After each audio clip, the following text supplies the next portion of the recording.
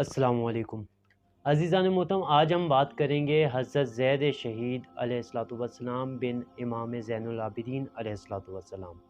حضرت زید شہید بن امام زین العابدین علیہ السلام کی شخصیت اور احوال تاریخ معتبر کتب میں درج ہے کہ حضرت زید بن علی بہت ہی خوبصورت اور پروکاش شخصیت کے مالک تھے۔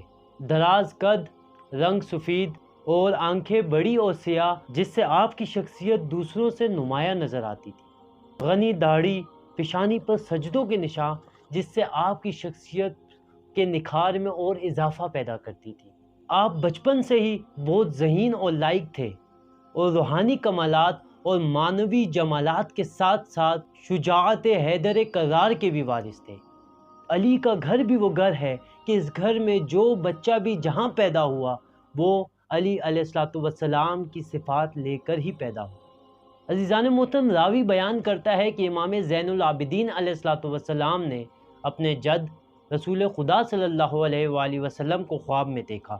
وہ انہیں جنت میں لے گئے اور ان کی تزویج ایک حور کے ساتھ کر دی، اور پھر فرمایا کہ اس سے جو فرزند پیدا ہوگا اس کا نام زید رکھنا۔ لہٰذا جب بھی حورہ سے ایک فرزند پیدا ہوا تو امام علیہ السلام نے اپنے جد اقدس علیہ السلام کے فرمان کے مطابق اس بچے کا نام زید رکھ دیا۔ شیخ طوسی اپنی کتاب میں عمر بن موسیٰ وہجی سے حوالہ لیتے ہوئے لکھتے ہیں کہ قرآنی آیات کی تشخیص میں اس زمانے میں کوئی بھی شخص زید بن علی سے بڑھ کر نہ تھا۔ وہ نہ صرف یہ کہ ایک نامور مصور بھی تھے بلکہ صحیفہ سجادیہ کے کاتب اور راوی بھی تھے۔ امام ابو حنیفہ اور سفیان ثوری کے نزدیک وہ نہ صرف علم و تقوی میں بلند مرتبے پر تھے بلکہ فہم و فراست کے اعتبار سے اور خوش بیانی کے اعتبار سے بے نظیر تھے۔ حضرت زید بن علی نہ صرف یہ کہ زہد و تقوی، شجاعت و سخاوت میں مشہور تھے بلکہ شجاعت اور بہادری میں بھی اپنی مثال آپ تھے۔ علم دانش آپ کو وراثت میں ملی تھی۔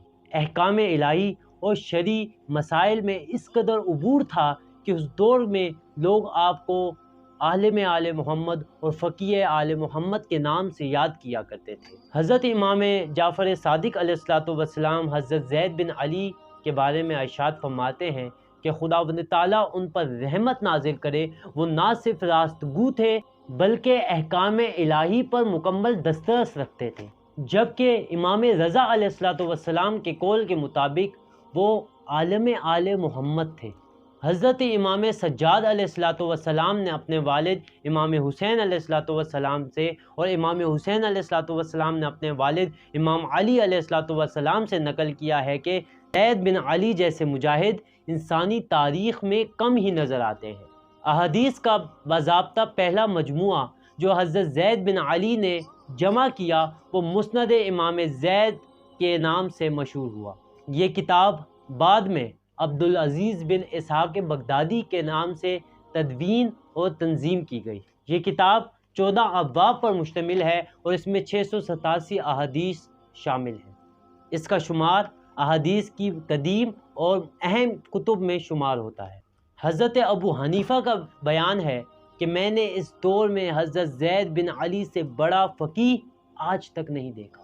ابو غسان عذری کہتے ہیں کہ ہشام بن عبد الملک کے زمانے میں آپ کو گرفتار کر کے شام لایا گیا، جہاں آپ کو 5 ماہ قید میں رکھا گیا اور اسی قید خانے میں میں خود بھی موجود تھا۔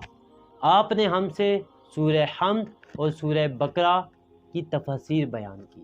عزیزان محترم، آخر میں حضرت زید بن علی پر ایک شعر بیان کرنا چاہوں گا کہ شان زید بن علی لکھی قلم نے جس دم، شان زید بن علی لکھی قلم نے جس دم، آپ کو اسلام کی عزت کا مساعد لکھا، پڑھ کے تاریخ نتیجہ یہ نکالا میں نے، ہر مورخ نے میرے جد کو مجاہد لکھا۔